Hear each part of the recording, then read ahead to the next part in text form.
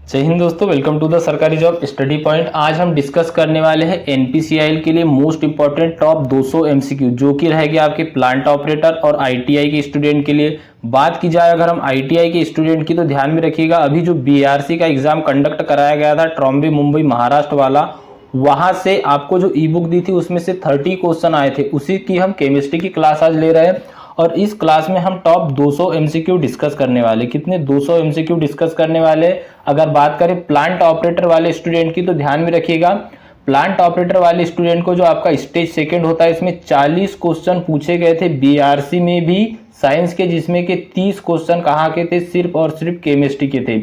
ITI वाले student की अगर हम बात करें तो 20 क्वेश्चन आपको फर्स्ट एग्जाम में पूछे जाना है, चाहे आपका ट्रेड कोई भी हो, और 20 क्वेश्चन साइंस के ही पूछे जाना है। अंकों की बात करें तो 60 अंक यहाँ पर आपके होते हैं जो साइंस ही दिलवाता है। तो क्लास आपके लिए मोस्ट इंपॉर्टेंट रहने वाली है, एंड तक वॉच कीजिएगा। साथ ही साथ चैनल के साथ नए जुड़े हो, चैनल को सब्सक्राइब करके बेल आइकन को ऑन जरूर कीजिएगा, और सभी से हम्बल रिक्वेस्ट रहेगी वीडियो को लाइक भी जरूर कीजिएगा।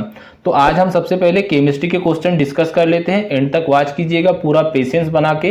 अगर आपको लगता है कि सिलेक्शन लेना है तो बिल्कुल आपको पढ़ना पड़ेगा ही, इसके अलावा कोई दूसरा रास्ता नहीं है। तो चलिए क्वेश्चनों को डिस्कस करते हैं। फर्स्ट क्वेश्चन है आपका, निम्न में से कौन ऑक्सीकरण नहीं है? देखिए, दो अभिक्रियाएं होती है, एक होती है ऑक्सीकरण, एक होती है अवक्षेपण। यहाँ पर बात की गई है ऑक्सीकरण की, तो अवक्षेपण, भोजन का पचना, श्वसन और दहन, यह तीनों अभिक्रिया है ऑक्सीकरण की अभिक्रिया। लेकिन जो अवक्षेपण है यह ऑक्सीकरण की अभिक्रिया नहीं है, तो ए आपका यहाँ पे राइट आंसर हो जाएगा। नेक्स्ट क्वेश्चन है आपका क्वेश्चन नंबर 2। इसमें क्या पूछा गया है आपसे? नमक के घोल में सिल्वर नाइट्रेट का घोल डालने पर दही जैसा पदार्थ उत्पन्न होता है, यह कौन सी अभिक्रिया है? यह है आपकी उदासीनीकरण की अभिक्रिया। कौन सी अभिक्रिया है? उदासीनीकरण की अभिक्रिया है। बी यहाँ पे आपका राइट आंसर रहेगा। देखिए, इस क्लास में हम 200 क्वेश्चन डिस्कस करने वाले, थोड़ी सी क्लास लॉन्ग हो जाएगी, तो क्लास को एंड तक वॉच कीजिएगा, ताकि क्या है आपके केमिस्ट्री के अप्रोक्सीमेटली उतने क्वेश्चन यहाँ पे सॉल्व हो जाएंगे जिनमें आने की प्रबल संभावनाएं हैं। ध्यान में रखिएगा, क्लास मोस्ट इंपॉर्टेंट रहने वाली है आपके लिए। नेक्स्ट है, संचारण किस प्रकार की अभिक्रिया है? तो संचारण जो होती है यह उपचयन अभिक्रिया होती है। सी यहाँ पे आपका राइट आंसर रहने वाला है। संचारण मतलब होता है आपका जंग लगना, इसी को आप कोरोजन भी कह सकते हो। अगला है, किसी रासायनिक अभिक्रिया में ऑक्सीकरण के अनुपात का बढ़ना क्या कहलाता है? जब भी ऐसा क्वेश्चन पूछा जाए, यहाँ पर अगर कोई फॉर्मूला भी दे दिया जाए और उसमें भी अगर आपसे पूछ लिया जाए कि यहाँ पर ऑक्सीजन इंक्रीज हो रही है, मान लिए यहाँ पर HCl के साथ में O2 का यहाँ पर एक किया, अब ऑक्सीजन के यहाँ पे 3 अणु थे, इधर जाके अगर यहाँ पे अणु बढ़ गए तो कौन सा हो जाएगी? यह हो जाएगी आपकी अपचयन की अभिक्रिया। बी यहाँ पे आपका राइट आंसर रहने वाला है। नेक्स्ट क्वेश्चन देखिए, निम्न में से कौन सी अभिक्रियाओं के युग्म हमेशा साथ साथ होते हैं? तो उदासीनीकरण और विस्थापन एक ऐसी अभिक्रिया है दोनों जिनके युग्म हमेशा साथ साथ होते हैं। सी यहाँ पे आपका राइट आंसर रहेगा। नेक्स्ट है, सोडियम हाइड्रोक्साइड और हाइड्रोक्लोरिक अम्ल की अभिक्रिया से सोडियम क्लोराइड और जल बनाते हैं, यह कौन सी अभिक्रिया है? तो सोडियम हाइड्रोक्साइड, देखिए मैं आपको यहाँ पर बता देता हूँ, जो आपका सोडियम हाइड्रोक्साइड होता है, और इसी के साथ में इसमें बात की गई है किसकी? हाइड्रोक्लोरिक अम्ल की, HCl की। इन अभिक्रियाओं के साथ सोडियम क्लोराइड बनता है। क्या बनता है यहाँ पर? सोडियम क्लोराइड बनता है। तो और इसी के साथ में बनता है जल। क्या बनता है? जल, मतलब कि H2O। तो यहाँ पर पूछा गया कि यह कौन सी अभिक्रिया है? तो यह भी आपकी उदासीनीकरण की अभिक्रिया है। कौन सी अभिक्रिया है? उदासीनीकरण की अभिक्रिया है। ए यहाँ पे आपका राइट आंसर रहेगा। नेक्स्ट क्वेश्चन है आपका क्वेश्चन नंबर 7वां। कौन सा? क्वेश्चन नंबर 7 है आपका। इसमें आपसे क्या पूछा गया है? किसी अभिक्रिया में भाग लेने वाले पदार्थ क्या कहलाते हैं? तो वह कहलाते हैं अभिकारक। मान लीजिए आप कोई सॉल्यूशन लिया है आपने, और इस सॉल्यूशन में जैसे कि हम कह सकते हैं पानी और शक्कर का घोल, तो इसमें जो शक्कर है वह क्या होगी? तो वह अभिकारक होगी। तो सी यहाँ पे आपका राइट आंसर रहने वाला है। चलिए अगला क्वेश्चन है। नेक्स्ट क्वेश्चन है आपका, श्वसन किस प्रकार की अभिक्रिया है? तो श्वसन क्या संयोजी अभिक्रिया है या उष्माक्षेपी अभिक्रिया है? तो श्वसन जो है यह उष्माक्षेपी अभिक्रिया है। कौन सी अभिक्रिया है? उष्माक्षेपी अभिक्रिया है। किसके कारण? ऑक्सीजन के कारण। ध्यान में रखिएगा, ए यहाँ पे आपका करेक्ट आंसर होगा। नेक्स्ट है आपका, प्रबल अम्ल और दुर्लभ क्षारक से बने लवण का पीएच मान क्या होता है? देखिए इंपॉर्टेंट क्वेश्चन है, थोड़ा सा समझिएगा इसको। आपकी जो पीएच स्केल होती है, उस पीएच स्केल में जो डिग्री दी जाती है, मान दिए जाते हैं, वह दिए जाते हैं 0 से 14 तक। कहाँ से? 0 से 14 तक। 7 के बाद आप आगे जैसे बढ़ोगे 14 की ओर, 7 के बाद जैसे मान लीजिए 7.8 हो गया, 8.2 हो गया, तो इधर क्या होगा, क्षार की मात्रा बढ़ेगी।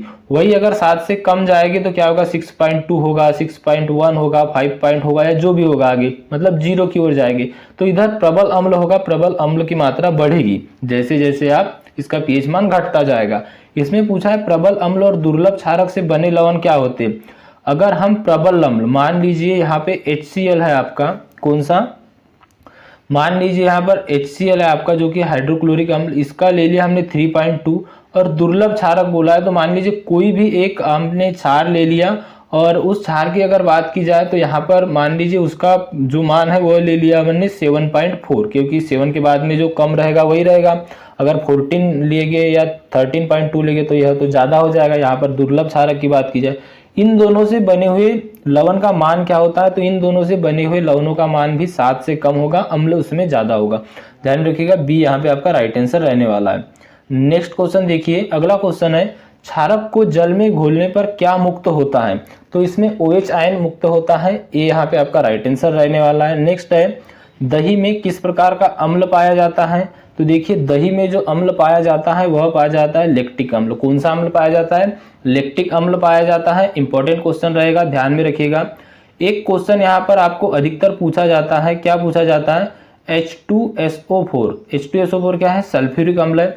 सल्फ्यूरिक अम्ल का उपयोग कहाँ कहाँ पर किया जाता है, तो ध्यान में रखिए, इंपॉर्टेंट क्वेश्चन रहेगा। विस्फोटकों में भी किया जाता है, किसमें किया जाता है, विस्फोटकों में किया जाता है।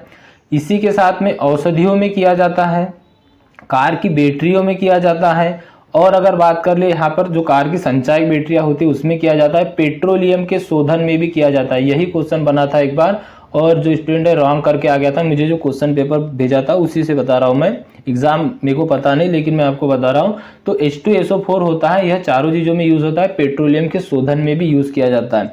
वही बात की जाए अगर नाइट्रिक अम्ल की, कौन से अम्ल की बात की जाए, अगर नाइट्रिक अम्ल की बात की जाए तो ध्यान में रखिएगा, जो नाइट्रिक अम्ल होता है इसका यूज क्या होता है, तो जो नाइट्रिक अम्ल होता है यह किस में यूज होता है, तो उर्वरक बनाने में। किस में होता है, जो खाद आदि बनता है ना, उर्वरक, कंपोस्ट जिसको आप कह सकते हो, उर्वरक बनाने में इसका यूज किया जाता है। इसी के साथ साथ इसका भी यूज किया जाता है विस्फोटकों में। किसका, जो आपका नाइट्रिक अम्ल होता है इसका भी यूज किया जाता है विस्फोटकों में। और इसी के साथ साथ एक मोस्ट इंपॉर्टेंट रहने वाला है इससे रिलेटेड, कि जो अम्लराज बनता है, अम्लराज बनाने में प्रयोगशाला में अभिकर्मक के रूप में भी नाइट्रिक अम्ल का यूज किया जाता है। नाइट्रिक अम्ल की बात की जाए, इसी के साथ में एक चीज और पूछी जाती है फार्मिक अम्ल के बारे में। फार्मिक अम्ल कहाँ पाया जाता है, आप कमेंट बॉक्स में कमेंट करके बताइएगा। इसके यूज की अगर हम बात की जाए तो चमड़ा रगाई उद्योग में आता है। इसी के साथ साथ फार्मिक अम्ल की और बात की जाए तो रबर के स्कंदन में भी, कहाँ पे, रबर के स्कंदन में भी किया जाता है, स्कंदन में भी किया जाता है फार्मिक अम्ल का यूज। और जो बेंजोइक अम्ल होता है यह उपयोग किया जाता है दवा बनाने में, और दवा के साथ साथ जो खाद होता है, क्या होता है, बेंजोइक अम्ल दवा के साथ साथ जो खाद्य पदार्थ होते हैं, तो खाद्य पदार्थों में, खाने वाले पदार्थों में भी इसका यूज किया जाता है। इस क्वेश्चन का हमारा राइट आंसर ए था, दही में लैक्टिक अम्ल पाया जाता है। दोस्तों मैं एक चीज आपको यहाँ पे बताना चाहूंगा, अगर आप NPCIL की तैयारी पूरी शिद्दत के साथ कर रहे हो, अगर आपका ट्रेड प्लांट ऑपरेटर है, आपने प्लांट ऑपरेटर से अप्लाई किया है, तो यहाँ पर जो ई बुक दिखाई दे रही है इसमें आपका कंप्लीट कोर्स करवाया गया है प्रैक्टिस के आधार पे। अगर आप इसको परचेज करना चाहते हो बिल्कुल कर सकते हो। प्राइस की बात करें, इसका काफी कम प्राइस है, इसकी लिंक आपको डिस्क्रिप्शन बॉक्स में मिल जाएगी। अभी जो एडवांस पेपर हुआ था BRC में, मतलब कि भाभा एटॉमिक रिसर्च सेंटर में, वहां पे उसमें 30 क्वेश्चन एडवांस पेपर में यहाँ से आए थे। इसी के बाद में अगर हम बात करूं इसमें क्या क्या मिलने वाला है आपको, तो देखिए इसमें आपका साइंस स्टेज फर्स्ट और स्टेज सेकंड दोनों का कवर किया गया है। इसी के बाद में इसमें 2000 क्वेश्चन ऐसे हैं जो प्रीवियस ईयर की परीक्षाओं में पूछे गए, चाहे वो NFC हो, NPCIL हो, हेवी वाटर बोर्ड हो या BRC हो, सभी डिपार्टमेंट के। अगली चीज इसमें यह रहने वाले, इसमें कुछ क्वेश्चन ऐसे भी है जो अदर टेक्निकल एग्जाम में पूछे जाते हैं, जैसे कि DRDO हो गया, इसरो हो गया। इसरो में भी 1-2 क्वेश्चन हमेशा साइंस का बनता है, ध्यान में रखिएगा। तो ऐसे भी क्वेश्चन इसमें इंक्लूड किए गए। प्लस इसमें आपको जो फर्स्ट एग्जाम होगा उसमें जो मैथ्स आती है, मैथ्स भी इसमें इंक्लूड की गई है, और जो सेकंड एग्जाम होगा उसमें जो मैथ्स आती है, मैथ्स भी इसमें इंक्लूड की गई है। मतलब आपका प्रीलिम्स और इसी के साथ में एडवांस टेस्ट दोनों इससे कवर हो जाएंगे। इसकी प्राइस की बात की जाए तो काफी कम प्राइस इसका, हर स्टूडेंट इसको अफोर्ड कर सकता है। प्राइस की बात की जाए तो इसका 99 रुपीज प्राइस है। आप डिस्क्रिप्शन बॉक्स में लिंक दे रखिए, वहां से जाके आप इसको बॉय कर सकते हो। मोस्ट इंपॉर्टेंट क्वेश्चनों को शामिल किया गया है। अगर हम पूरे क्वेश्चनों की बात की जाए तो काफी क्वेश्चन इसमें रहने वाले हैं। काफी क्वेश्चनों का मतलब इसमें इतने क्वेश्चन है कि आपका जो एग्जाम है क्रैक हो जाएगा, इतने क्वेश्चन इसमें इंक्लूड किए गए हैं। बात की जाए अगर साइंस की, तो साइंस के भी आप सोच सकते हो 30 क्वेश्चन यहाँ से आना बहुत बड़ी बात होती है। अगर मान लीजिए 5000 भी क्वेश्चन है, 5000 क्वेश्चन भी आपने कवर कर लिए, इसमें से 30 क्वेश्चन डायरेक्टली आपको पूछे जा रहे हो तो बहुत बड़ी बात होती है। आपके लिए भी बुक इंपॉर्टेंट रहने वाली है। ई बुक है, पीडीएफ फॉर्म में रहेगी, लिंक आपको यहाँ पर डिस्क्रिप्शन बॉक्स में मिल जाएगी। अगर आप आईटीआई स्टूडेंट हो तो यहाँ पर सेकंड नंबर पे जो आपको ई बुक दिखाई दे रही है, इस ई बुक में यहाँ आपकी ओनली साइंस की ई बुक है। मैं आपको एक चीज बता देता हूँ, इसमें जो फिजिक्स, इसी के साथ में अगर हम बात करें केमिस्ट्री और बायोलॉजी, आपको यहाँ पर जो फर्स्ट एग्जाम होगा तीनों में यहाँ से क्वेश्चन पूछे जाते हैं। इसके आपको कम से कम अप्रोक्सीमेटली बात करें तो 2100 से 2200 क्वेश्चन इंक्लूड किए गए हैं। इसी के बाद में जो प्रीवियस ईयर क्वेश्चन है वह भी 2000 क्वेश्चन इसमें इंक्लूड किए गए हैं, जो विभिन्न प्रकार की आपकी प्रतियोगिता परीक्षाओं में पूछे जाते हैं, चाहे बीआरसी हो, एनपीसीआई हो, एनएफसी हो, डीआरडीओ, इसरो हो, सेल हो, सभी के। तो इससे क्या होगा आपको कि जो प्रीवियस ईयर क्वेश्चन है वह भी आपके कवर हो जाएंगे, प्लस उसके साथ में फिजिक्स, केमिस्ट्री और बायोलॉजी भी कवर हो जाएगी। क्वेश्चन की बात करें तो इसमें 3300 प्लस क्वेश्चन है। ध्यान में रखिएगा, हमने यहाँ पर 3000 प्लस लिखे हुए हैं, लेकिन इसमें 3300 प्लस क्वेश्चन है। यहाँ से आपके साइंस के क्वेश्चन पूरे कवर अप हो जाएंगे। इसकी प्राइस की बात की जाए तो काफी कम है, शायद इसका प्राइस 40 रुपीज है। आप डिस्क्रिप्शन बॉक्स में लिंक दिए, वहां से आप इसको देख सकते हो। कोई भी क्यूरीज हो तो आपको नीचे व्हाट्सएप नंबर मिलेगा, वहां पर आप एसएमएस करके उनसे पूछ भी सकते हो सारी चीजें। तो यह आपकी जो ई बुक है, अगर आप एक शिद्दत से तैयारी करना चाहते हो आपके एग्जाम से पहले तो टेस्ट के खातिर, मतलब कि टेस्ट बेस पे, प्रैक्टिस बेस पे जिसको हम कह सकते हो, इंपॉर्टेंट रहने वाली है। एग्जाम की बात करें तो आपका एग्जाम अभी प्लांट ऑपरेटर वालों का 30 को एग्जाम है, आईटीआई वालों के भी एग्जाम जल्द ही यहाँ पर होने वाले हैं, तो उन्हें का भी एडमिट कार्ड आ गया होगा। आपने एडमिट कार्ड डाउनलोड कर लिया होगा, ध्यान में रखिएगा। एनपीसीआईएल के एग्जाम में, बीआरसी के एग्जाम में, सभी के एग्जाम में इंपॉर्टेंट रहने वाली है। तो चलिए हम हमारे क्वेश्चनों को आगे बढ़ाते हैं। अगला क्वेश्चन था आपका क्वेश्चन नंबर 12। थोड़ा सा हम एक काम करते, यहाँ पे थोड़े फास्टली करते ताकि आपके पूरे क्वेश्चन कवर हो जाए। किसी अम्ल में मुख्य रूप से एक परमाणु अवश्य मौजूद रहता है जो धातु से अभिक्रिया करके गैस उत्पन्न करता है। यह परमाणु हाइड्रोजन ही होता है। हमेशा ध्यान में रखिएगा, जब भी अम्ल किसी परमाणु, मतलब अम्लों की अभिक्रिया होगी और धातुओं के साथ होगी तो हाइड्रोजन गैस मुक्त होगी। आपको अगर ऐसा क्वेश्चन फार्मूले में पूछा जाए या ऐसा क्वेश्चन डायरेक्टली पूछा जाए, हमेशा इस क्वेश्चन का आंसर आपको याद रहना चाहिए। अगला है, वे पदार्थ जिनमें स्वाद खट्टा होता है जो नीले लिटमस के घोल को लाल कर देते हैं क्या कहलाते हैं। तो देखिए यहाँ पर बात की गई है अम्लों की ही, क्यों कि अम्ल जो होते हैं, इसके लिए एक ट्रिक है, आपको शायद याद भी होगी, जिसको हम अनील कह देते हैं। अ मतलब हो गया अम्ल, क्या करता है, नीले को लाल करता है, और स्वाद में खट्टा भी होता है, तो अम्ल आपका यहाँ पर राइट आंसर हो जाएगा। अगर अम्लों की बात की जाए तो अम्ल क्या होते हैं, तो अम्ल, एक बात की जाए अम्लों की तो अम्ल स्वाद में, यह तो हो गए उनके गुण, कौन से, कि अम्ल स्वाद में खट्टा होगा। कैसा होगा, अम्ल स्वाद में खट्टा होगा। अच्छे एवं प्रबल अम्ल विद्युत के सुचालक होते हैं। कैसे होते हैं, ध्यान में रखिएगा, विद्युत के सुचालक होते हैं। अगर अच्छा अम्ल है, प्रबल अम्ल है, तो विद्युत का सुचालक होगा। इसी के साथ में अम्ल क्या करते हैं, धातुओं के साथ क्रिया करके हाइड्रोजन गैस मुक्त करते हैं। अभी हमने पिछली बार क्वेश्चन यह डिस्कस किया था। और अम्ल जो है नीले लिटमस को लाल कर देते हैं। क्या कर देते हैं, नीले को लाल रंग में परिवर्तित कर देते हैं, लिटमस को। तो यह अम्लों के गुण होते हैं, ध्यान में रखिएगा। इससे क्वेश्चन आपको बनते हैं, इंपॉर्टेंट रहेगा। ये आपका यहाँ पे करेक्ट आंसर रहेगा। नेक्स्ट है, जल में घुलनशील भस्म क्या होती है, तो क्षार होते हैं। जल में घुलनशील भस्म की बात की गई है यहाँ पे, और वह क्षार ही होता है, इंपॉर्टेंट रहेगा। अगला क्वेश्चन है, निम्न में से कौन सा प्रबल अम्लीय है। तो देखिए प्रबल अम्लीय कौन सा होगा यहाँ पे, तो वह हो जाएगा आपका 0। क्यों हो जाएगा, क्योंकि अभी हमने पिछले ही क्वेश्चन में डिस्कस किया था कि जो आपकी पीएच स्केल होती है, जो कि 0 से 14 तक होती है, 14 वाला प्रबल क्षार होगा, 0 वाला प्रबल अम्ल होगा, 7 जिसका भी मान होगा वह क्या रहेगा, सम में रहेगा। तो यहाँ पर जो 0 वाला रहेगा वही आपका प्रबल अम्ल रहेगा, तो सी यहाँ पे आपका राइट आंसर हो जाएगा। यहीं पे प्रबल क्षार की बात की जाती है तो उसका पीएच मान 14 होता। अगला क्वेश्चन है, लिटमस रंजक बैंगनी रंग का होता है जो निकाला जाता है। तो लिटमस होता है, यह कैसा होता है, तो यह होता है आपके बैंगनी रंग का। अब लिटमस पेपर बनता कैसे है, तो लिटमस पेपर जो होता है यह बनता है लाइकेन के पौधे से। एक क्वेश्चन आपको पूछा जाता है प्रदूषण से रिलेटेड, जो दिल्ली में अधिकतर प्रदूषण हो रहा है वह उसकी वजह क्या है, उसकी वजह से जो अधिकतर पौधे वहां पर उग गए हैं, तो वह लाइकेन ही है। बी यहाँ पे आपका राइट आंसर रहने वाला है।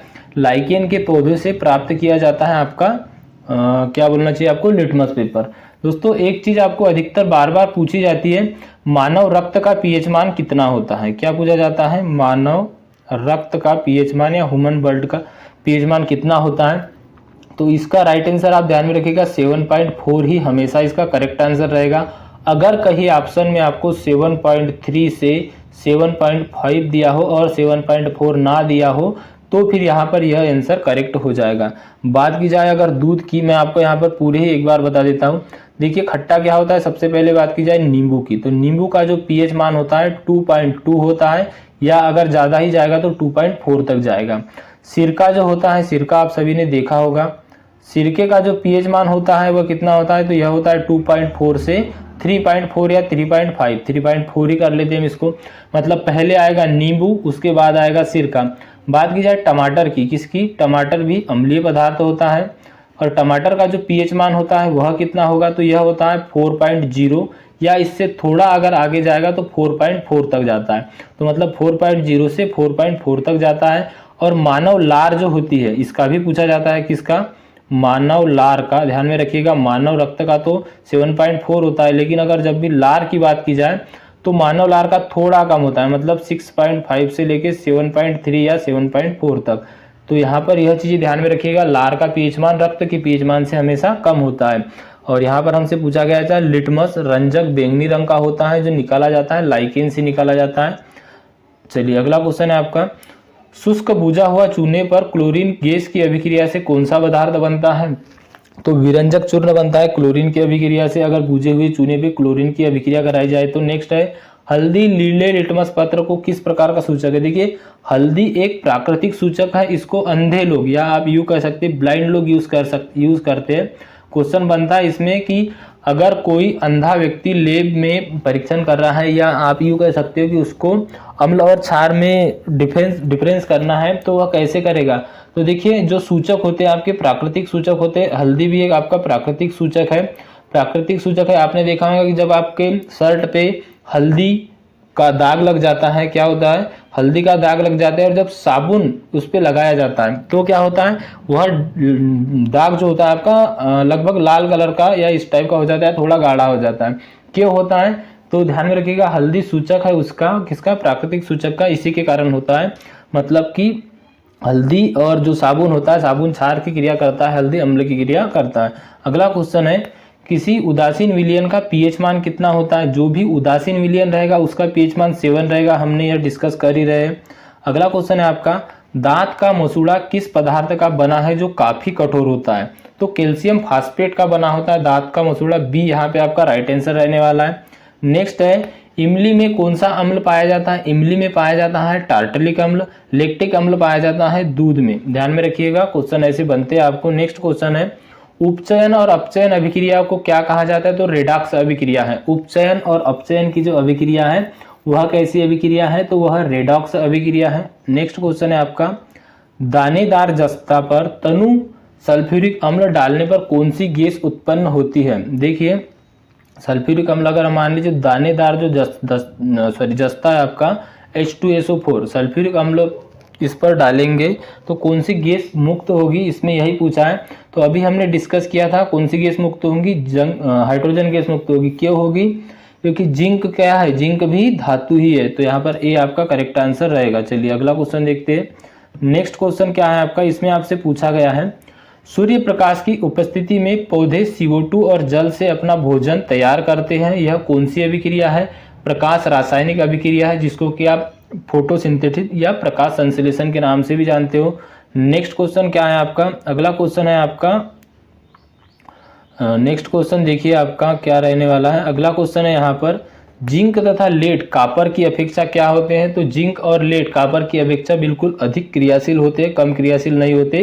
क्यों, क्योंकि बात की जा रही है यहाँ पर किसकी, लेड की अपेक्षा, जिंक और लेड कापर की अपेक्षा तो होते हैं वो अधिक रहेंगे। चलिए नेक्स्ट क्वेश्चन है, अंगूर का किण्वन करना क्या है। किण्वन की प्रक्रिया के बारे में ही पूछा गया है। तो अंगूर जो होता है इनकी किण्वन की प्रक्रिया क्या कहलाती है, तो यह रासायनिक प्रक्रिया कहलाती है। किण्वन की प्रक्रिया किसे कहते हैं, तो इसकी परिभाषा, इसकी डेफिनेशन आपने कई बार सुनी होगी, पढ़ी होगी अगर आपने साइंस पढ़ा है तो। कि किण्वन की प्रक्रिया वो होती है कि किसी जटिल परमाणुओं का या जटिल अणुओं का सरल अणु में अपघटित होना ही किण्वन कहलाता है। और यहाँ पर पूछा गया कि अंगूर का किण्वन करना क्या है, तो यह एक रासायनिक परिवर्तन है। अगर यहाँ पर बात की जाए रासायनिक परिवर्तन और भौतिक परिवर्तन में, तो एक क्वेश्चन बनता है कि बर्फ का पिघलना, क्या बनता है क्वेश्चन, बर्फ का पिघलना कैसा परिवर्तन है। तो बर्फ का पिघलना जो होता है, आइस क्यूब या आइस कह सकते हैं आप, इसका जो पिघलना होता है यह भौतिक परिवर्तन होता है। कैसा परिवर्तन होता है, भौतिक परिवर्तन होता है, ध्यान में रखिएगा। वह ठोस से लिक्विड में बन तो जाती है, लेकिन वह उसकी अवस्था चेंज नहीं होती। जब वह ठोस है तब भी क्या है, H2O है उसमें, जब वह लिक्विड बनेगी तब भी H2O बनेगी। इसलिए इसकी क्या अवस्था में परिवर्तन हुआ है, लेकिन इसके गुणों में कोई परिवर्तन नहीं हुआ है, इसलिए वह भौतिक परिवर्तन रहेगा। नेक्स्ट क्वेश्चन है आपका, मैग्नीशियम के रिबर के दहन होने पर किस प्रकृति का लौह उत्सर्जित होता है, लाल और चमकदार, नीला चमकदार, श्वेत चमकदार। तो जो मैग्नीशियम का रिबन है या मैग्नीशियम को जो जलाएंगे तो श्वेत चमकदार जो है उत्सर्जित होता है दहन में, जो आपकी ज्वाला कह सकते हैं उसको। तो सी यहाँ पे आपका राइट आंसर रहेगा। नेक्स्ट है आपका, सिरके में कौन सा अम्ल पाया जाता है, अभी हमने डिस्कस किए थे। अकॉर्डिंग टू ऑप्शन क्या करेक्ट रहेगा, एसिटिक अम्ल पाया जाता है सिरके में। क्या पाया जाता है सिरके में, तो ध्यान में रखिएगा, सिरके में पाया जाता है आपका एसिटिक अम्ल, जो डी यहाँ पे आपका राइट आंसर रहने वाला है। चलिए नेक्स्ट क्वेश्चन देख लेते हैं। अगला क्वेश्चन क्या है आपका, इसमें आपसे पूछा गया कि निम्न में से कौन विजातीय यौगिक है। ऑप्शन देखिए आपको इसमें क्या क्या दिए हैं, प्लास्टर ऑफ पेरिस, खड़िया, संगमरमर या चूना। क्या क्या ऑप्शन दिए हैं, प्लास्टर ऑफ पेरिस, खड़िया, संगमरमर या चूना। तो इसका जो आपका करेक्ट आंसर रहेगा वह रहेगा प्लास्टर ऑफ पेरिस। ये यहाँ पे आपका राइट आंसर रहने वाला है। प्लास्टर ऑफ पेरिस विजातीय यौगिक है, क्या है, तो ध्यान रखिएगा, प्लास्टर ऑफ पेरिस जो है यह एक विजातीय यौगिक है। चलिए नेक्स्ट क्वेश्चन डिस्कस कर लेते हैं। अगला क्वेश्चन है आपका 36 नंबर का, नींबू के रस का पीएच मान लगभग कितना होता है। तो अभी हमने डिस्कस किया था कितना होता है, 2.2 से 2.4 तक। यहाँ पर ऑप्शन अकॉर्डिंग टू ऑप्शन क्या, बी आपका करेक्ट आंसर रहेगा। ध्यान में रखिएगा, ऐसे ही क्वेश्चन आपको पूछे जाना है। नेक्स्ट क्वेश्चन क्या है आपका, अगले क्वेश्चन में आपसे क्या पूछा गया है, मधुमक्खी के डंक मारने पर किस प्रकार से उपचार करना लाभकारी होता है। क्या पूछा है इसमें कि मधुमक्खी के जब डंक मारती है तो किस पदार्थ से उपचार करना लाभकारी होता है। तो जो घर में सोडा रखा जाता है, खाने वाला सोडा, बेकिंग सोडा, जिसको कि आप सोडियम बाइकार्बोनेट कहते हो, इसमें H आयन होता है, इसीलिए फार्मूले की बात की जाए तो क्या होता है, NaHCO3, यह सोडियम बाइकार्बोनेट का फार्मूला होता है, इसी का यूज किया जाता है। चलिए अगला क्वेश्चन देख लेते हैं। नेक्स्ट क्वेश्चन है आपका, मुंह साफ करने के लिए किस प्रकार के मंजन का व्यवहार करना चाहिए जिसमें कि दंत क्षय को रोका जा सके। तो क्षारकीय दंत मंजन, मतलब जिसमें क्षार की मात्रा हो लेकिन अम्ल की मात्रा कम हो, दंत क्षय को रोकने के लिए यूज किया जाता है। नेक्स्ट क्वेश्चन है आपका, निम्न में से कौन अधातु विद्युत का सुचालक है। क्वेश्चन थोड़ा समझिएगा, विद्युत का सुचालक तो पूछा है लेकिन अधातु पूछा है। यहाँ पर देखिए ग्रेफाइट, कापर, सल्फर और हीरा। अब इसमें कापर भी धातु है, हीरा भी धातु है, दो ऑप्शन यहाँ पे आपके यहीं पे रॉन्ग हो जाते हैं। अब बात की जाए सल्फर की और ग्रेफाइट की, तो सल्फर विद्युत का सुचालक होता है क्या, नहीं होता। तो करेक्ट आंसर क्या रहेगा आपका, ग्रेफाइट रहेगा। तो ध्यान में रखिएगा, ग्रेफाइट अधातु है, इसी के साथ साथ विद्युत का सुचालक भी है। तो ए यहाँ पे आपका राइट आंसर रहने वाला है। करेक्ट क्या रहेगा आपका ऑप्शन ए, ग्रेफाइट जो है विद्युत का सुचालक होता है। नेक्स्ट है आपका क्वेश्चन, निम्न में से किस धातु को चाकू से काटा जा सकता है। सोडियम को धातु जो होती है इसको चाकू से काटा जा सकता है। आपने कई बार सुना होगा, इसको मिट्टी के तेल में या केरोसिन में रखा जाता है क्योंकि यह अति क्रियाशील धातु होती है। तो सी आपका यहाँ पर राइट आंसर रहने वाला है। नेक्स्ट है, जस्ते के अयस्क है, तो जस्ते के अयस्क क्या है, कि जिंक ब्लेड है, बॉक्साइड है, सोडियम क्लोराइड है, सिनेवार है। सिनेवार पारे का अयस्क है, बॉक्साइड एल्यूमिनियम का अयस्क है, जिंक ब्लेड जो है जस्ते का अयस्क है। तो ए यहाँ पे आपका राइट आंसर रहेगा। अगला क्वेश्चन है आपका, एल्यूमिनिया का विद्युत अपघटन करने पर एनोड पर कौन सी गैस जमा हो जाएगी, ऑक्सीजन गैस जमा होगी। जब भी एल्यूमिनियम का विद्युत अपघटन करेंगे और इसके एनोड की बात की जाएगी, एनोड पर कौन सी गैस जमा हो जाएगी, तो डी यहाँ पर करेक्ट आंसर रहेगा, ऑक्सीजन गैस जमा हो जाएगी। नेक्स्ट क्वेश्चन देखिए, अगला क्वेश्चन रहेगा आपका 43 नंबर का। दोस्तों इंपॉर्टेंट क्वेश्चन मैं आपको कवर करा रहा हूँ, क्लास को एंड तक वॉच कीजिएगा। अभी तक आपने लाइक नहीं किया तो वीडियो को लाइक जरूर कीजिएगा, साथ ही साथ चैनल से नए जुड़े हो चैनल को सब्सक्राइब भी जरूर कीजिएगा।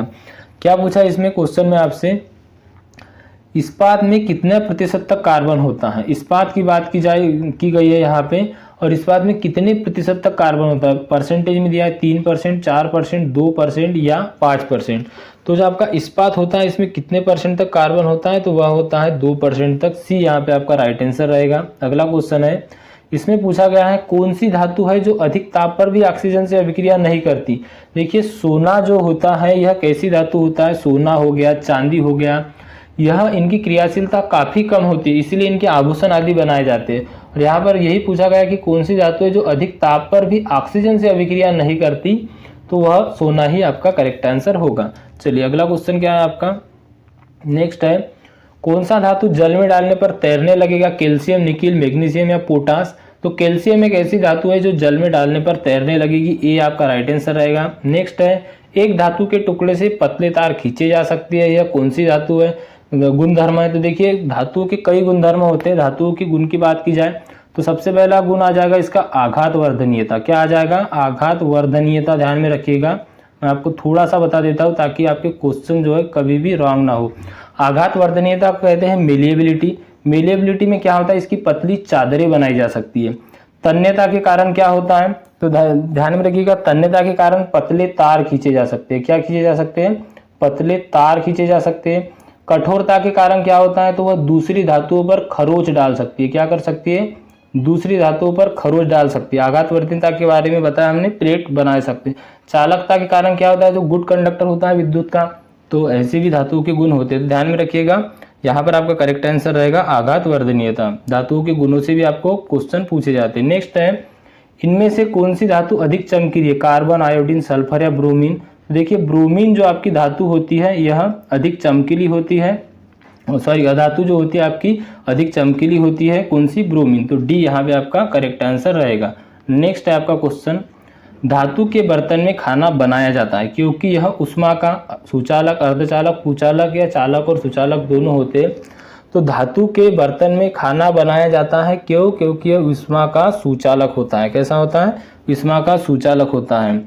अगला क्वेश्चन है आपको, इनमें से कौन सी धातु द्रव अवस्था में पाई जाती है। धातु की बात की जाए तो धातु में आ जाएगा आपका मरकरी, या मरकरी को आप कह सकते हो पारा। पारे का अयस्क क्या है, तो यह है सिनेबार। क्या है, सिनेबार पारे का अयस्क है। यह द्रव अवस्था में पाई जाती है कमरे के तापमान पे। कमरे का तापमान आपने कई बार सुना होगा है कितना होता है, तो ±25 डिग्री सेंटीग्रेड टेम्परेचर को ही कमरे का तापमान कहा जाता है। ध्यान में रखिएगा, इंपॉर्टेंट क्वेश्चन रहेगा।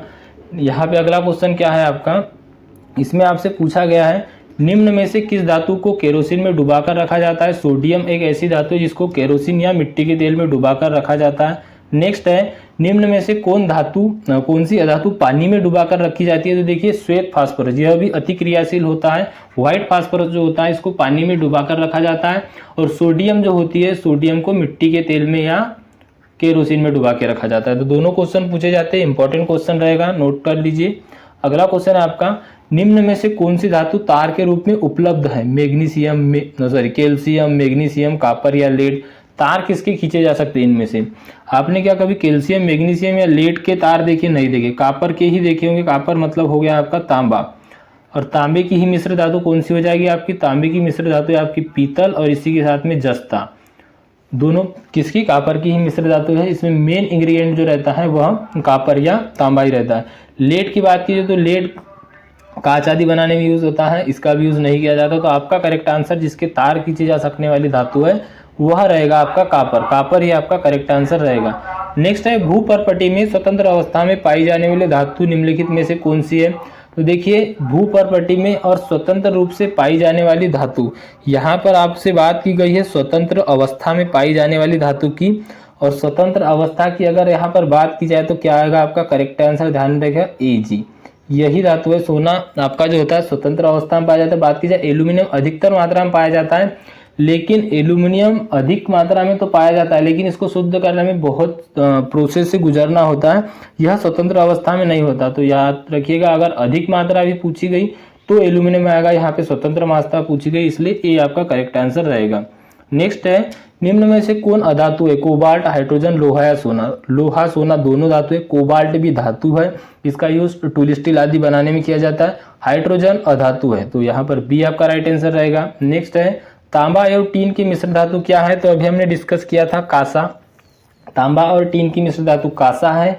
और तांबा और जेडन जस्ता इसकी मिश्र धातु पीतल है। तो ध्यान में रखिएगा, पीतल और तांबा यह दोनों क्या है, तो यह पीतल और कांसा यह दोनों तांबे की मिश्र धातु है। नेक्स्ट है, अगर किसी मिश्र धातु में एक धातु पारद हो तो इसे क्या कहते हैं, अमलगम कहते हैं। सी बिल्कुल करेक्ट आंसर होगा आपका, यहाँ पर क्या हो जाएगा, अमलगम कहते हैं। नेक्स्ट है, लोहे पर भाप की अभिक्रिया से कौन सा गैस उत्पन्न होती है। देखिए हमने अभी डिस्कस किया था कि अधिकतर ऑप्शन जो रहेगी उसमें हाइड्रोजन गैस रहेगी और हाइड्रोजन ही आपका यहाँ पे करेक्ट आंसर रहेगा। ए यहाँ पे आपका राइट आंसर होने वाला है।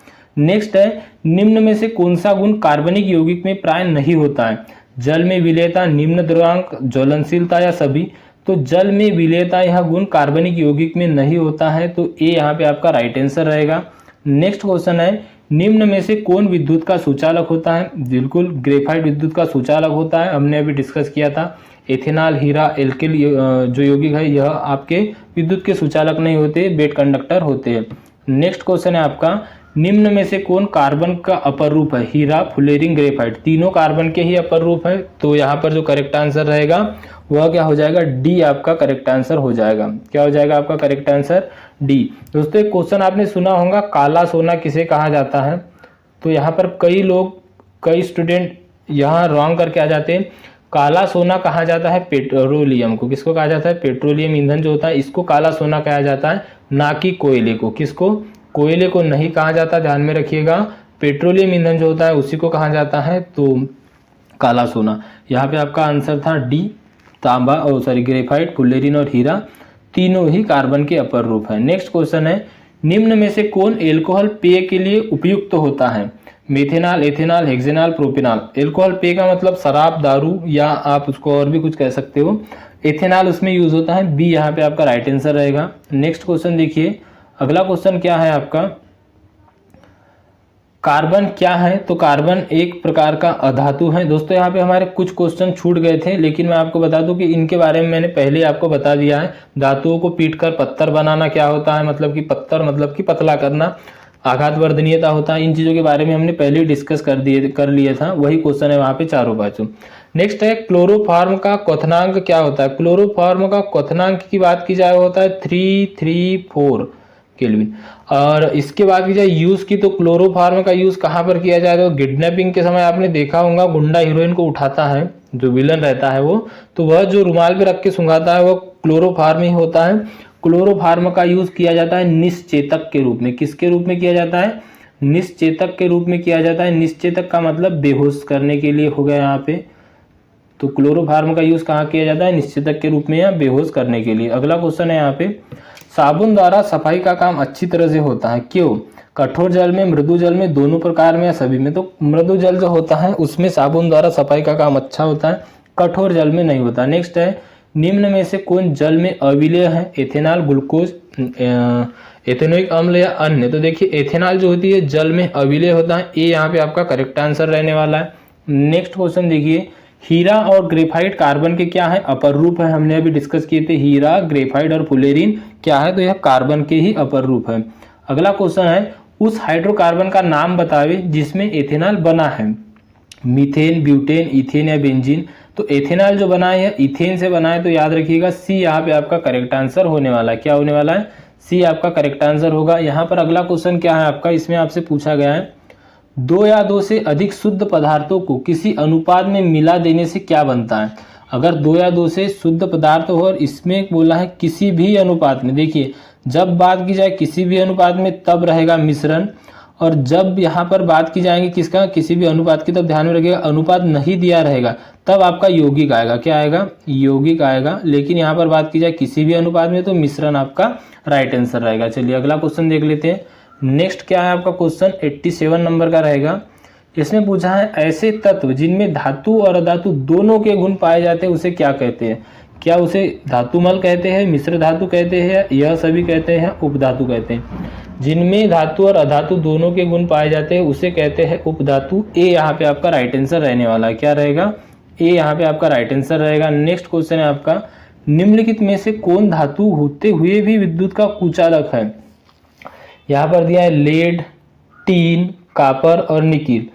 टीन, कापर और निकिल यह तो धातु ही है। यहाँ पर बात की गई है किसकी, कि धातु होते हुए भी विद्युत का कुचालक है, तो लेड यहाँ पे आपका करेक्ट आंसर आएगा। लेड धातु है लेकिन क्या है, विद्युत का कुचालक है। ए यहाँ पे आपका राइट आंसर होगा।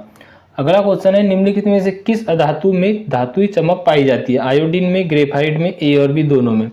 तो ये दोनों ही ऐसी अधातु है जिनमें की धात्विक चमक पाई जाती है, तो यहाँ पर यह क्या हो जाएगा, ए और बी दोनों।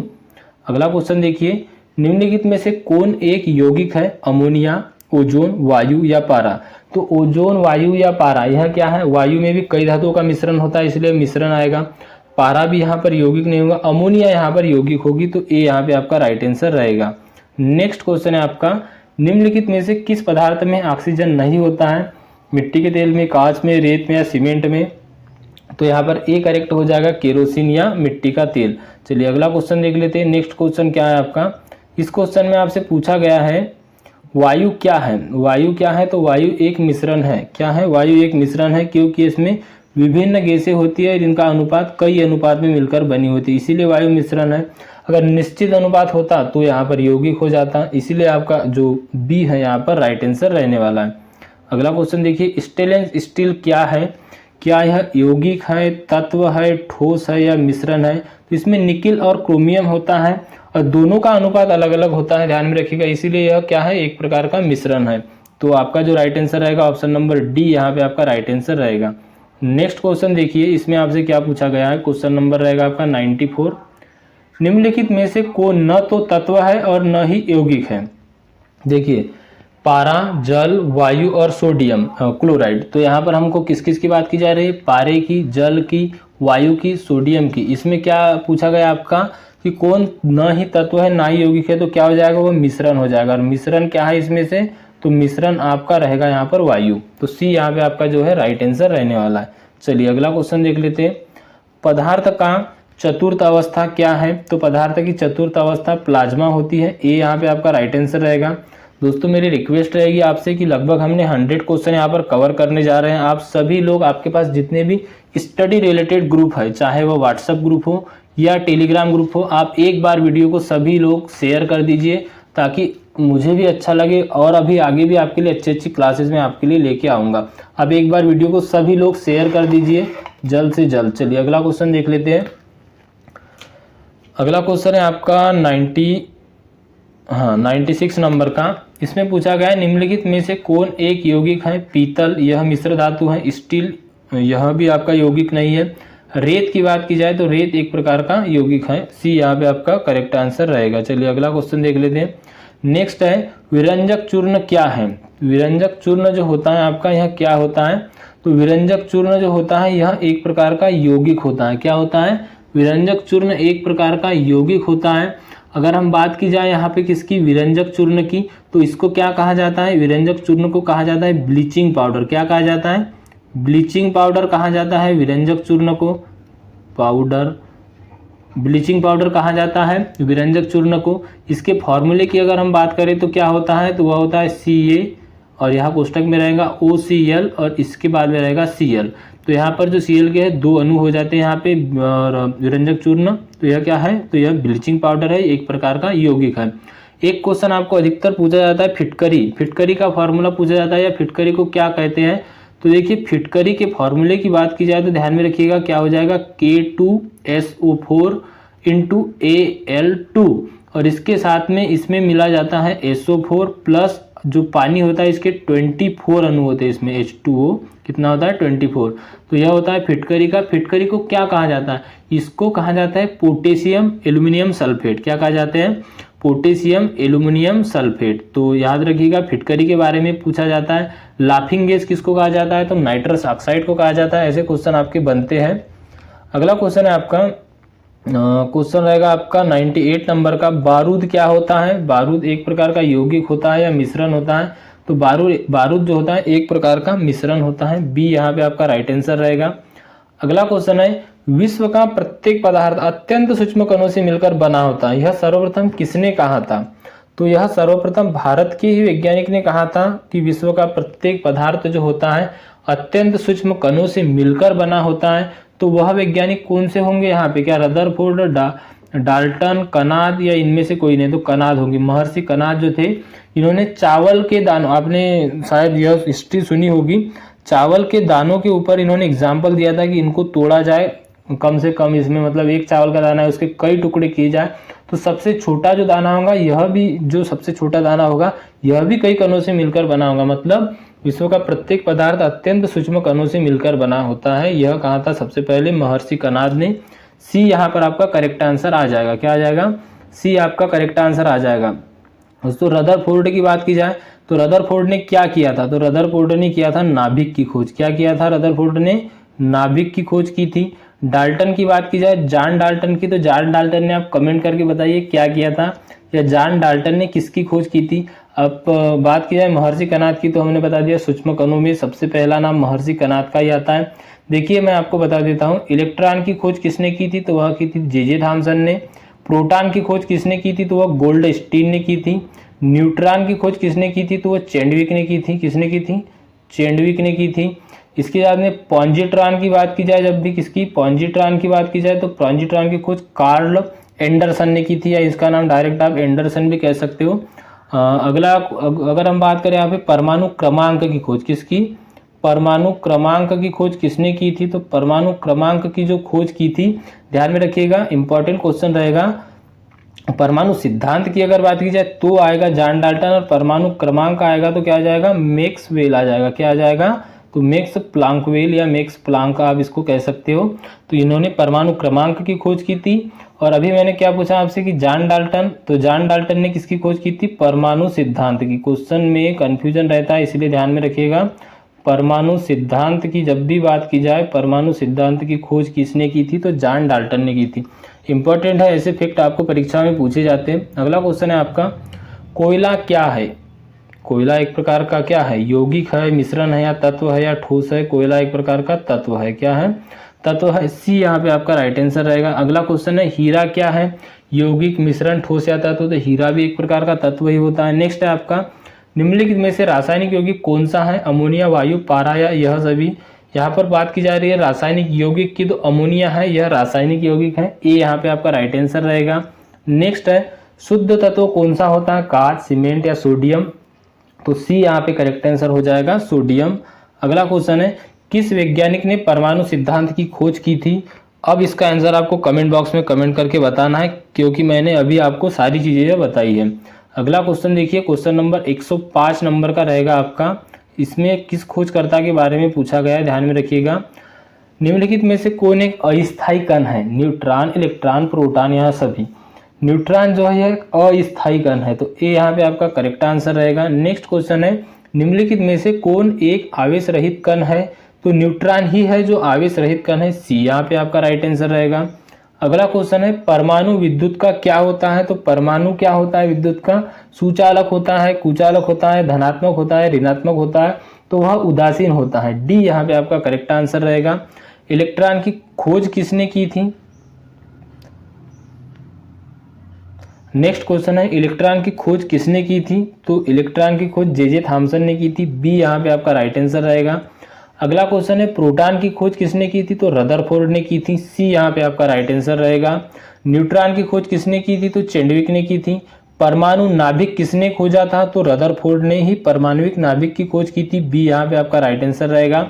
ये सारी चीजें हम डिस्कस कर चुके हैं। अगला क्वेश्चन देखिए, एक भारतीय वैज्ञानिक जिसका नाम एक विशिष्ट मूल कण के साथ जोड़ा गया, बोन आइंस्टीन कण का नाम सुना होंगे, तो इसके लिए करेक्ट आंसर आपका बोस आएगा।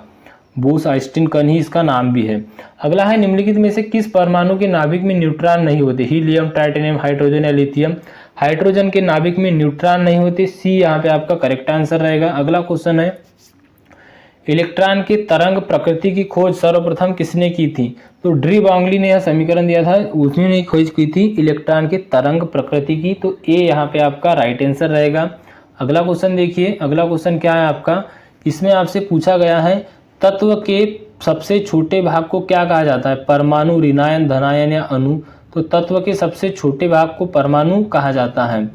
दोस्तों एक क्वेश्चन आपको पूछा जाता है आवर्त सारणी से रिलेटेड, आप इसको बताइएगा कि आवर्त सारणी की खोज किसने की थी? ऑप्शन रहेगा आपका यहाँ पर मोसले, और एक ऑप्शन आपका क्या रहेगा, तो ध्यान में रखिएगा, एक तो आपका ऑप्शन रहेगा मोस्ले और एक रहेगा आपका ऑप्शन मेंडलीव। क्या रहेगा? मेंडलीव। हमने यहाँ पर खोज की बात की, आवर्त सारणी तो दोनों की थी, लेकिन सबसे पहले आवर्त सारणी खोज किसने की थी? आपको अगर आंसर पता है तो कमेंट बॉक्स में कमेंट करके जरूर बताइएगा।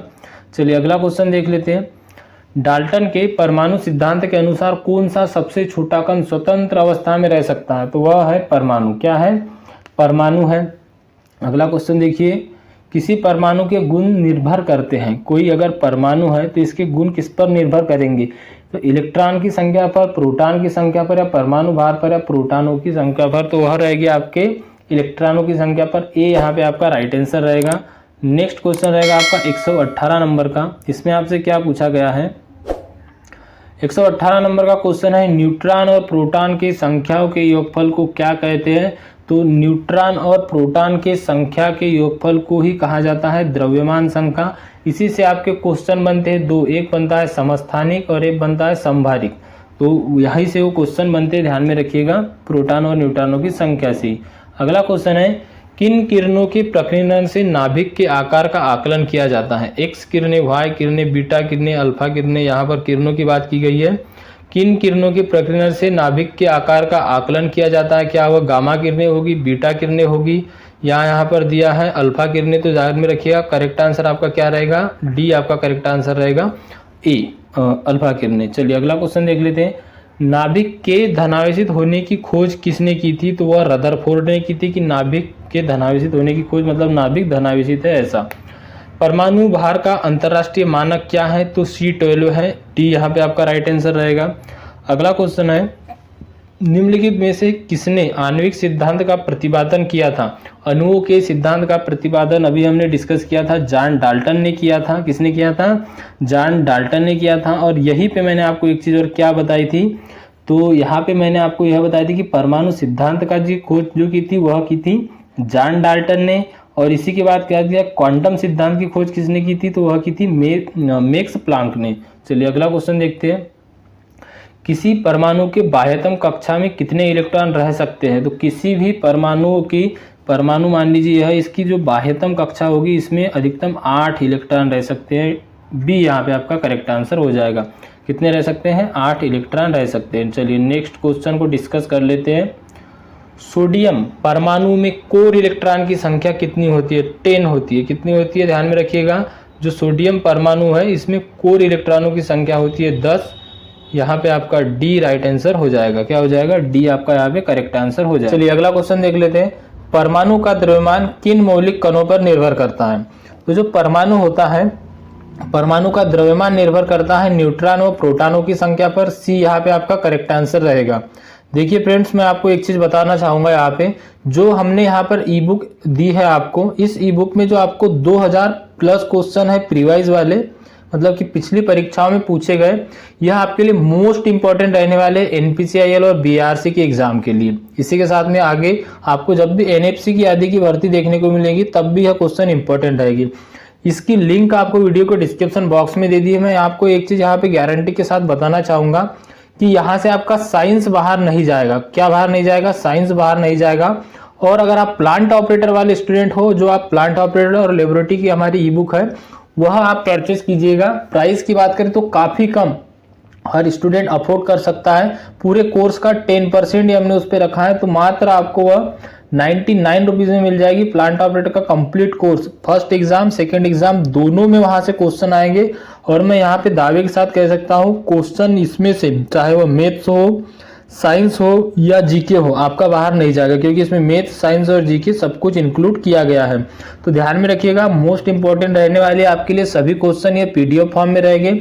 और आईटीआई वाले स्टूडेंट की भी अगर हम बात करें तो आपको जो फर्स्ट एग्जाम में आपके 60 अंक यहाँ से कवर अप हो जाएंगे, क्योंकि 20 क्वेश्चन आपको साइंस के पूछे जाना है। यहाँ पर सारे सेलेक्टेड क्वेश्चन है, ऐसे ही क्वेश्चन है जो पिछली परीक्षाओं में पूछे जा चुके हैं, आगे की परीक्षाओं में पूछने की पूर्ण संभावना है। ऐसे क्वेश्चनों को हमने इसमें इंक्लूड किया हुआ है। और इसकी ई बुक की अगर हम बात करें तो नॉमिनल प्राइस में रखा है ताकि हर स्टूडेंट इसको अफोर्ड कर सके। कम से कम प्राइस में रखा है। अगर आप चाहते हो, आपका अगर ऐसा मानना है कि हाँ हमको भी एनपीसीआईएल में जॉब करना है, बीआरसी में जॉब करना है, एनएफसी में जॉब करना है, या टेक्निकल एग्जामों की तैयारी अच्छे से करना है तो आपके लिए इंपॉर्टेंट रहने वाली है, ध्यान में रखिएगा। क्योंकि इस पीडीएफ में जितने भी क्वेश्चन रहेंगे सारे आपके एग्जामों से लिए गए क्वेश्चन है। इसके साथ में इसमें उन क्वेश्चनों को भी इंक्लूड किया गया है जो यहाँ से मान लीजिए एक क्वेश्चन आया तो उसके आसपास के अगर कोई क्वेश्चन पूछे जाने की संभावना हो तो वैसे क्वेश्चन भी इंक्लूड किए गए हैं। अगर आपका ट्रेड इलेक्ट्रीशियन या फीटर टर्नर मशीनिस्ट हो तो उसके भी आपको जो पीडीएफ है वो मिल जाएंगे, उसकी भी ई बुक मिल जाएगी। आप वेबसाइट पर एक बार विजिट कीजिए, वहां पर सब कुछ इंक्लूडेड है, आप ऑल कोर्स में जाके देख सकते हो। इसी के साथ में जो प्रीवाइज ईयर के पेपर थे, यहाँ पर जो आपको स्क्रीन पर दिखाया जा रहा है प्रीवाइज ईयर के, इससे में 18 पेपर है, मिक्स पेपर है। इसमें मतलब आपके प्लांट ऑपरेटर, लेबोरेटरी हो, आईटीआई हो, फीटर हो, टर्नर हो, इलेक्ट्रीशियन हो, मशीनिस्ट हो, वेल्डर हो, सभी के क्वेश्चन इसमें इंक्लूड है। और ये ओरिजिनल क्वेश्चन है, ओरिजिनल क्वेश्चन पेपर है आपके, जो कि थे आपके एनपीसीआईएल रावत भाटा वाले, तो वह भी आपको यहाँ पर मिल जाएंगे।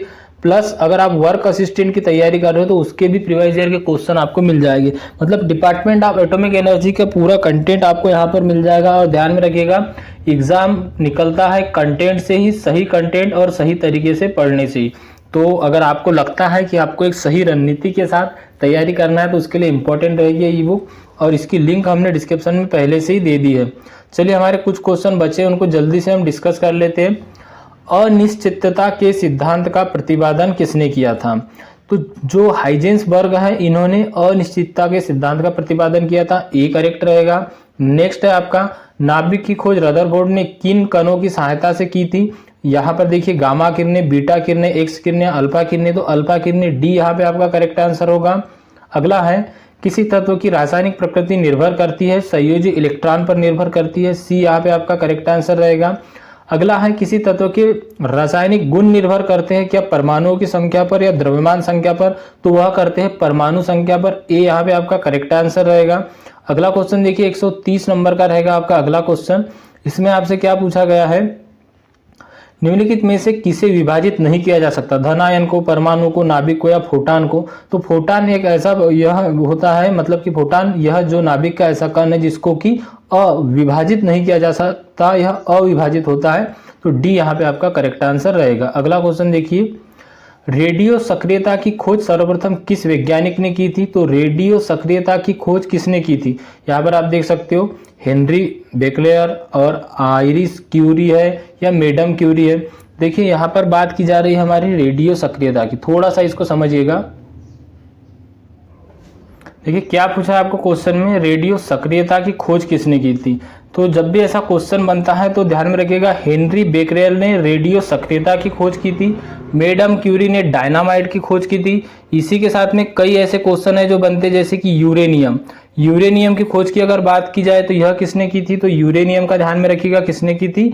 क्ले, ध्यान में रखिएगा क्या आ जाएगा इसका, क्ले प्रोथ ने यूरेनियम की खोज की थी। ऑक्सीजन की खोज किसने की थी? तो प्रिस्टले ने की थी।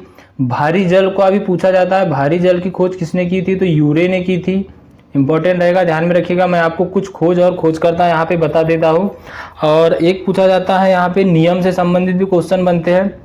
नियम से संबंधित कैसे क्वेश्चन बनते हैं आपके, कि जैसे कि यहाँ पे आपका क्वेश्चन बनेगा कि एवोगैड्रो की परिकल्पना किसने की थी? क्या बनेगा क्वेश्चन कि एवोगैड्रो की परिकल्पना किसने की थी? तो वह एवोगैड्रो ने ही की थी। प्रकाश का विद्युत अपघटन प्रभाव किसने दिया था? तो वह दिया था आइंस्टीन ने। किसने दिया था? आइंस्टीन ने दिया था। ध्यान में रखिएगा, इंपॉर्टेंट क्वेश्चन जो है जो अधिकतर पूछे जाते हैं वही मैं आपको बता रहा हूँ। बायल के नियम की खोज बायल ने ही की थी। किसकी? बायल के नियम की खोज बायल ने ही की थी।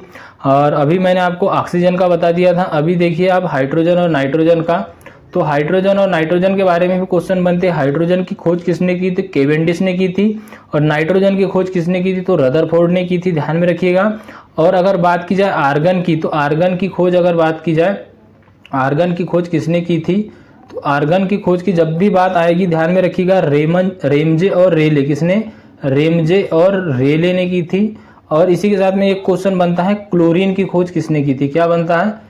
क्लोरीन की खोज किसने की थी? तो यह की थी सीले ने। किसने की थी? सीले ने की थी। यह वो क्वेश्चन है जो अधिकतर आपके एग्जामों में पूछे जाते हैं। चलिए अगला क्वेश्चन देख लेते हैं।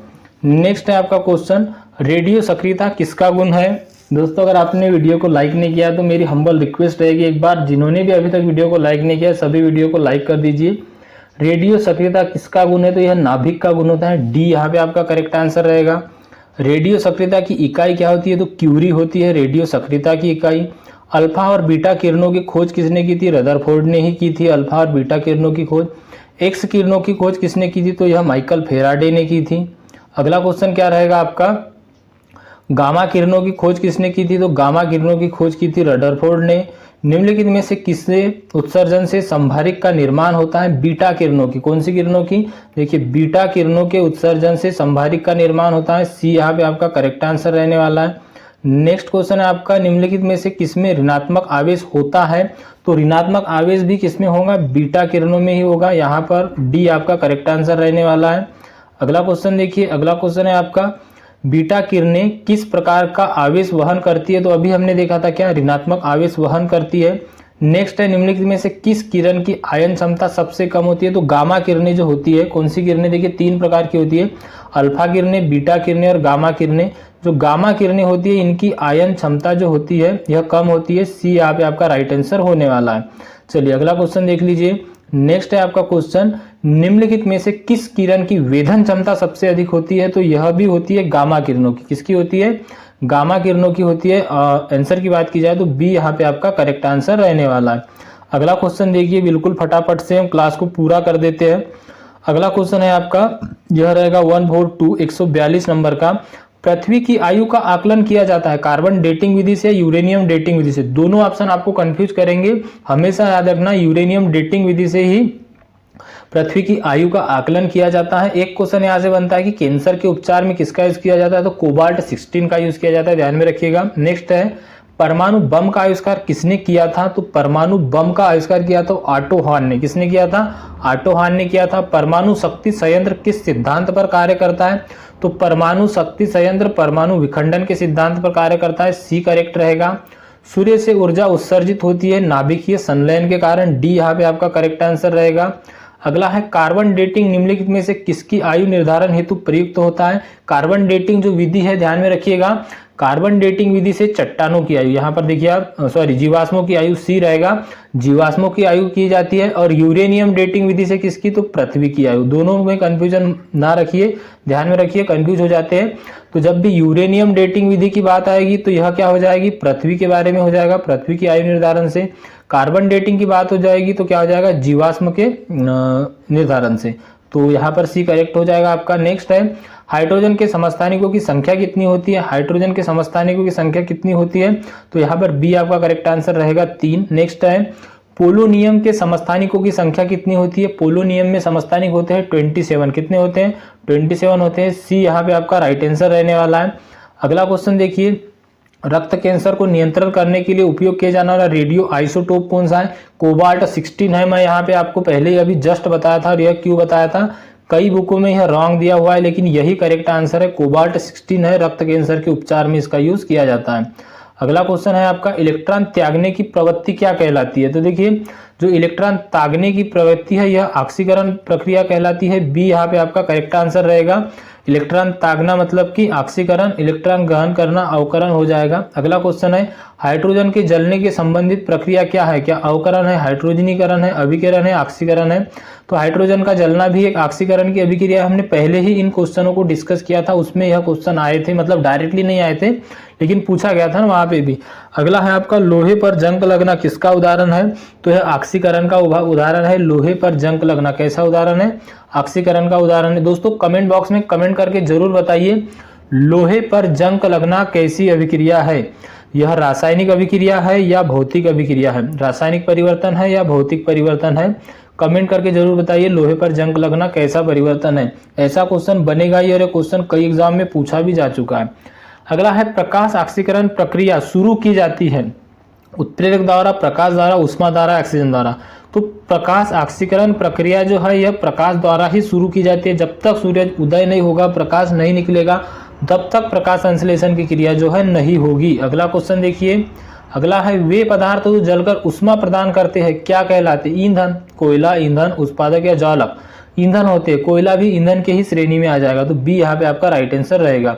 अगला है, प्राकृतिक गैस मुख्यतः क्या करता है, क्या रहता है? तो प्राकृतिक गैस में क्या रहता है मुख्यतः? क्या इथेन रहता है, ब्यूटेन रहता है, प्रोपेन रहता है या मीथेन रहता है? तो क्या रहता है? मीथेन रहता है।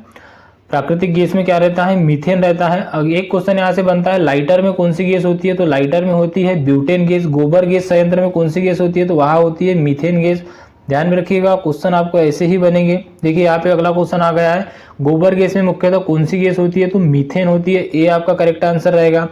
अगला है, अम्ल और क्षारों की अभिक्रिया के फलस्वरूप पदार्थ क्या कहते हैं। अम्ल और क्षार की प्रक्रिया के अभिस्वरूप बने हुए पदार्थ को लवण कहते हैं। क्या आ जाएगा, लवण। यहाँ पे ए करेक्ट आंसर हो जाएगा। नेक्स्ट है, अमोनियम क्लोराइड का जलीय विलयन क्या होता है, तो यह क्षारीय होता है। सी यहाँ पे आपका करेक्ट आंसर आएगा। अमोनियम क्लोराइड जो होती है इसका जलीय विलयन जब भी बनाया जाएगा यह क्षारीय प्रकृति का होता है। नेक्स्ट है, किसी एक सामान्य व्यक्ति के रक्त का पीएच मान कितना होता है। इसका आंसर मैं आपको नहीं बताऊंगा, इसका आंसर आप खुद ही कमेंट बॉक्स में कमेंट करके बताइए, क्योंकि यह क्वेश्चन जो है आपने कई बार यहाँ पर पढ़ा होगा, मैंने इसके बारे में डिटेल में आपको बताया हुआ है। चलिए अगला क्वेश्चन देख लेते हैं। अगला क्वेश्चन क्या है आपका, नेक्स्ट क्वेश्चन रहने वाला है आपका यहाँ से, हाइड्रोजन की खोजकर्ता कौन है, तो हमने यह पहले ही डिस्कस कर लिया था। प्रिस्टले ने ऑक्सीजन की खोज की थी। हाइड्रोजन की बात की जाइए तो केविंडस ने हाइड्रोजन की खोज की थी। अगला क्वेश्चन है, किस तत्व को रसायन का आवारा तत्व की संज्ञा दी गई है। यह क्वेश्चन मैंने पिछले इसमें पूछा था आपसे। हाइड्रोजन एक ऐसा तत्व है जिसको आवारा तत्व की संज्ञा दी है, याद रखिएगा। सी यहाँ पे आपका करेक्ट आंसर होने वाला है। नेक्स्ट है, निम्नलिखित में से कौन एक अधातु है। देखिए अधातु की बात की जा रही है यहाँ पे, और यहाँ पे ऑप्शन दिए सल्फर, एल्यूमिनियम, कार्बन या नाइट्रोजन। यहाँ पर अधातु की बात की जा रही है। एल्यूमिनियम क्या है, एल्यूमिनियम एक प्रकार की धातु होती है, लेकिन सल्फर क्या होता है, तो सल्फर एक प्रकार की अधातु होती है।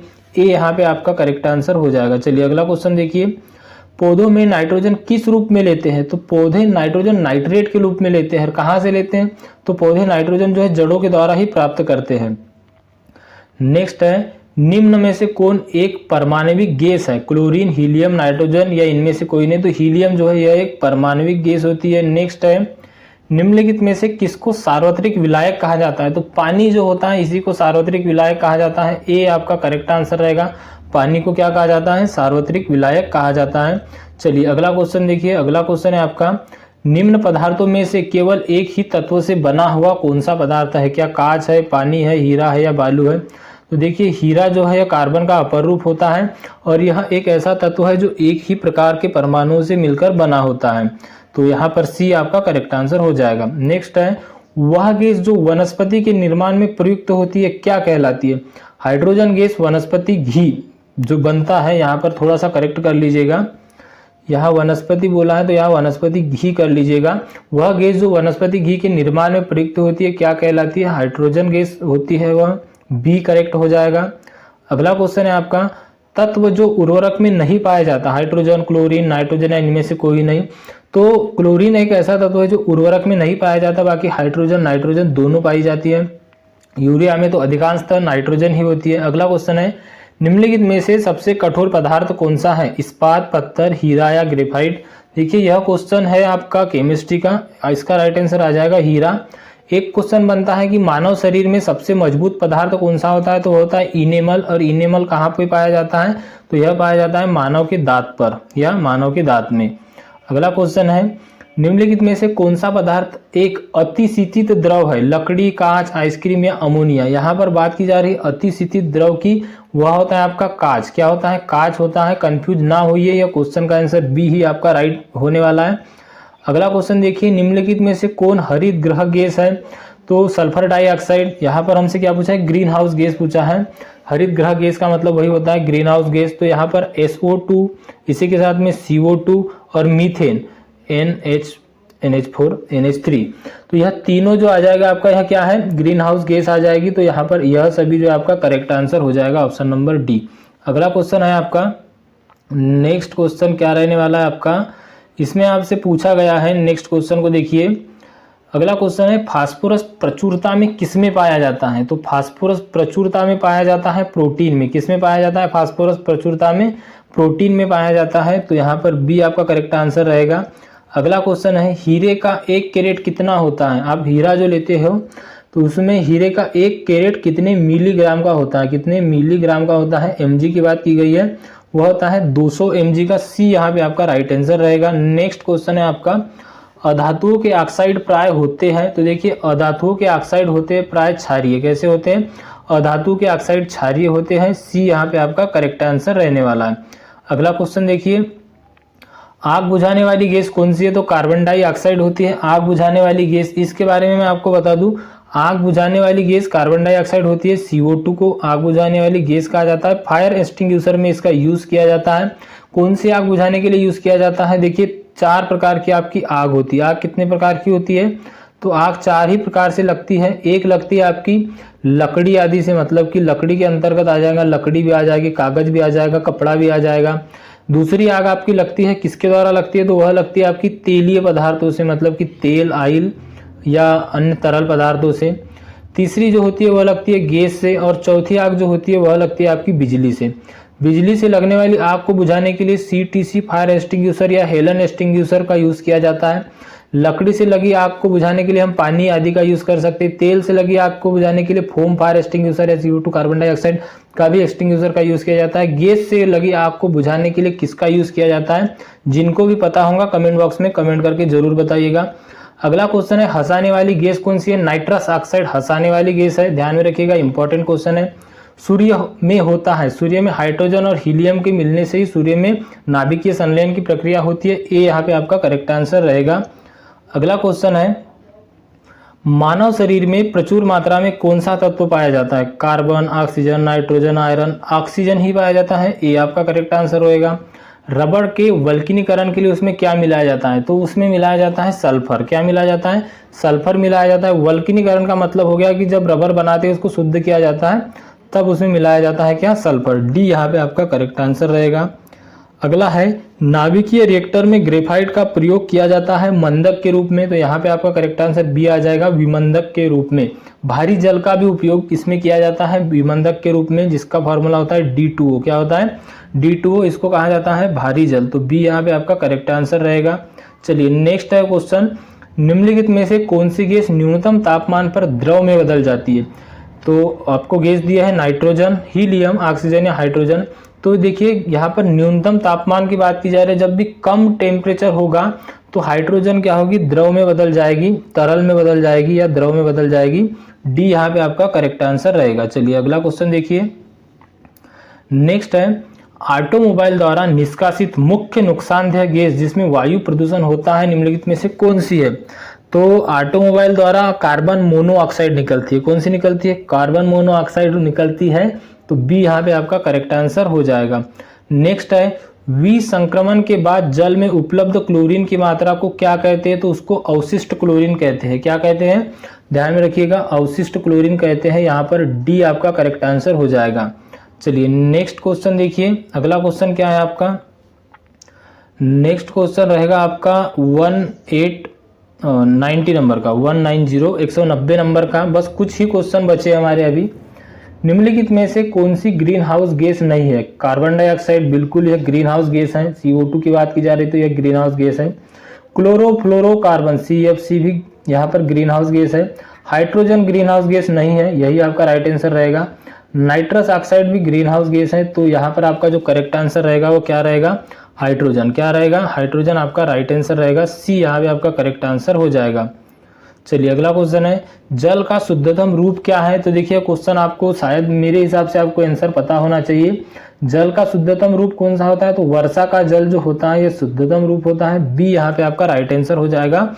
जल का शुद्धतम रूप क्या है? तो वर्षा का जल। बैटरियों में निम्नलिखित में से किस एक एसिड का उपयोग किया जाता है? क्या पूछा है? किस एक एसिड का उपयोग किया जाता है? तो वह किया जाता है आपका सल्फ्यूरिक एसिड का। सल्फ्यूरिक एसिड यहाँ पे सी ऑप्शन में दिया है, यहाँ पर सल्फ्यूरस एसिड दिया है, यहाँ पर सल्फ्यूरिक एसिड दिया है। ऐसे ही ऑप्शन आपको पूछे जाते हैं, कंफ्यूज होके कई स्टूडेंट बी करेक्ट करके आ जाते हैं, जो कि रॉन्ग हो जाता है। तो ध्यान में रखिएगा, सल्फ्यूरिक एसिड। सल्फ्यूरिक एसिड का फॉर्मूला मैंने आपको बताया था, क्या था? H2SO4। अगला क्वेश्चन देखिए, निम्नलिखित में से प्रमुख ग्रीन हाउस गैस कौन सी है? Carbon dioxide green house gas है, carbon monoxide green house gas है, फ्रियान यह ग्रीन हाउस गैस नहीं है। तो सी इसमें आपका करेक्ट आंसर रहेगा। अगला है, मौसमी गुब्बारों में कौन सी गैस भरी जाती है? तो हीलियम भरी जाती है। मौसमी गुब्बारों में हीलियम भरी जाती है। क्यों? क्योंकि यह हल्की होती है। हीरा और ग्रेफाइट क्या है? कार्बन के ही अपर रूप है। सी करेक्ट रहेगा। अगला क्वेश्चन देखिए, कार्बन डेटिंग निम्न की आयु निर्धारण के लिए प्रयुक्त होता है, तो यह जीवाश्मों की आयु निर्धारण के लिए प्रयुक्त होता है। क्वेश्चन हमारा रिपीट हो चुका है। दिया सलाई की नोक में क्या रहता है, तो लाल फास्फोरस रहता है। दिया सलाई की बात की जा रही है यहाँ पे, जो माचिस होती है, माचिस की डिब्बी में जो लगा रहता है ना, वही होता है इसका लाल फास्फोरस। और जो इसकी माचिस की तीली होती है, इस पे क्या लगा होता है, तो यही इसी की बात की जा रही है, लाल फास्फोरस या रेड फास्फोरस लगा होता है। श्वेत फास्फोरस की बात की जाए तो यह अति ज्वलनशील होता है, मतलब क्रियाशील होता है। अगला है हीरे का खनिजीय बनावट क्या है, तो कार्बन है, कार्बन का ही अपरूप हीरा होता है। बी यहाँ पे आपका राइट आंसर रहेगा। अगला है हीलियम की खोज किसने की थी। देखिए यह क्वेश्चन मैंने आपको बताया था, मैं चाहूंगा कि इसका आंसर आप कमेंट बॉक्स में कमेंट करके दीजिए। इसी के साथ मैं आपको एक क्वेश्चन और पूछता हूँ, देखते हैं कितने स्टूडेंट को यहाँ पर यह चीजें पता है। तो देखिए एक यहाँ पर क्या पूछा गया आपसे, हीलियम की खोज किसने की थी। हीलियम की खोज किसने की थी, आपको इसका कमेंट बॉक्स में कमेंट करके आंसर देना है। इसी के साथ में चलिए इसका आंसर मैं आपको बता देता हूँ। हीलियम की खोज की थी लोकीयर ने। लेकिन आप एक क्वेश्चन का आंसर बताइए, पोटेशियम, क्या पोटेशियम की खोज किसने की थी, इसका आंसर आप कमेंट बॉक्स में कमेंट करके बताइए। अगर आपको नहीं पता है तो आप पता कीजिए, फिर कमेंट करके बताइए, लेकिन कमेंट करके जरूर बताइए कि पोटेशियम की खोज किसने की थी। चलिए अगला क्वेश्चन देख लेते हैं। अगला क्वेश्चन है आपका, और यह हमारा लास्ट क्वेश्चन है। इसमें आपसे क्या पूछा गया है, सर्वाधिक यौगिक बनाने वाली अक्रिय गैस है। ऑप्शन है जीनान, आर्गन, हीलियम या ऑक्सीजन। तो आपका जो करेक्ट आंसर रहेगा वह रहेगा जीनान। क्या रहेगा, जीनान। ए यहाँ पे आपका राइट आंसर हो जाएगा। तो फ्रेंड्स हमारे 200 क्वेश्चन यहाँ पर कंप्लीट हो चुके हैं। यह 200 क्वेश्चन हमने उसी पीडीएफ से पढ़ा है जिसकी ई बुक की हम बात की जा रही है। आगे भी इसमें बहुत क्वेश्चन है, हो सके तो हम अगली क्लास में जरूर लेके आएंगे, और जहाँ तक संभव हो वह भी मैराथन क्लास ही रहेगी। आप इसको 100 लाइक पहुंचा दीजिए, मैं अगली मैराथन क्लास और कम से कम 100 से 200 क्वेश्चन की लेके आऊँगा। तो आज की इस वीडियो का टारगेट रखते हैं 100 लाइक। आप 100 लाइक जरूर इस पे पूरे करवा दो, और 100 लाइक पूरे करवाने के लिए आपको अधिक से अधिक इस वीडियो को शेयर करना है। आपके पास जितने भी स्टडी रिलेटेड व्हाट्सएप ग्रुप और टेलीग्राम ग्रुप या अदर भी कोई रिसोर्सेज है वहाँ पर, और साथ ही साथ जो चैनल से नए जुड़े हो, चैनल को सब्सक्राइब करके बेल आइकन को ऑन कर दीजिए। वीडियो बहुत हेल्पफुल है आपके लिए, वीडियो को लाइक कर दीजिए। चैनल के बाद चैनल से पहली बार विजिट कर रहे हो, पहली बार ही जुड़े हो तो सब्सक्राइब करके ही जाना। टेलीग्राम ग्रुप ज्वाइन कर लीजिए, वहां पर आपको यह पीडीएफ मिल जाएगा। कहां पर, टेलीग्राम ग्रुप में। तो टेलीग्राम ग्रुप ज्वाइन कर लीजिए, पूरा पीडीएफ आपको वहां पर फ्री ऑफ कॉस्ट मिल जाएगा। 200 क्वेश्चन जो आज हमने डिस्कस किए इसका। तो चलिए मिलते हैं अगले वीडियो में, तब तक के लिए thank you and bye bye.